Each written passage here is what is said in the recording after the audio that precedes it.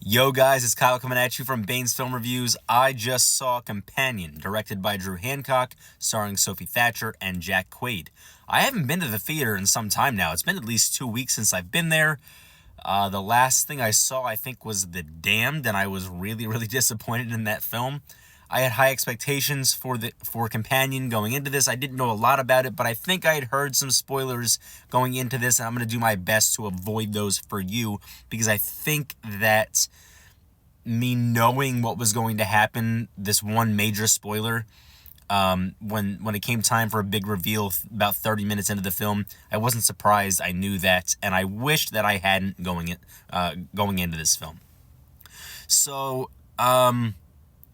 I'll avoid the narrative. It's a very interesting narrative. I think it's well developed. I think it's paced very well, but I won't really go into too much more detail there. The characters are really what sells this film. Sophie Thatcher, who plays Iris, and Jack Quaid plays Josh, and they're both really tragic characters in their own right. And there's so much depth to these characters that it was really easy to appreciate them.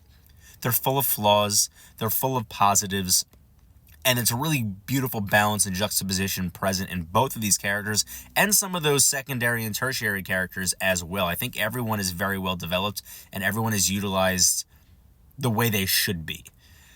Jack Quaid is a phenomenal actor. People are familiar with him from things like The Boys, which I really couldn't get into. I wanted to so bad. Just really wasn't my cup of tea, and I just haven't watched anything past like the second or third episode. But he was good in that when I saw him in those first couple episodes. But then there's Sophie Thatcher, who is relatively new to this thing, to the acting thing. And I've never seen Yellow Jackets, but I know that she's part of that series. And then I really know her from Heretic, which is the horror movie that came out last year with Hugh Grant. She's wonderful in that film. And I think that she's sort of found her niche in this quasi-horror realm where there's bits of comedy driven into these horror thriller sort of things, and then the intense psychological aspect of it that exists within her characters and surrounding characters and the narrative as a whole, and these things that she takes part in. She's so good at pulling those things off. And she has to take on a very unique role here, and I can't go into too much detail because, again, I want to avoid spoiling this for you so that when you do eventually see this, because I think that you need to, you'll be able to appreciate her performance and everything about her character and her story as a whole. I think that this soundtrack is actually really charming. It's very suave and smooth and juxtaposes some of the tones of this film, but also helps to develop some of the more charming aspects of this film, the aspects of some of these relationships that are developed throughout. I think a lot of this is done really well. The setting is fantastic, a remote and rustic cabin in the woods. You'll get the joke if you get the air quotes if you do go to see this. This separation from society, it plays a major role in this narrative and the underlying narratives that are present throughout. And as much as I love everything else, and I really think that it's the characters that make this film, without these characters being developed in the way that they are, and as effectively as they are, the film doesn't work. The thing that I appreciated most was the social commentary present. Again, these tragic characters, and they are representative, they are symbols of greater things, greater cultural norms, societal norms, that it seems that Hancock, who is also the writer, is trying to debunk as normal. While they are the social norms, the things that you'll see throughout the course of this film, it seems like he's really pushing viewers to try and see the flaws in the logic that exists in culture and society today. And I think he does a wonderful job.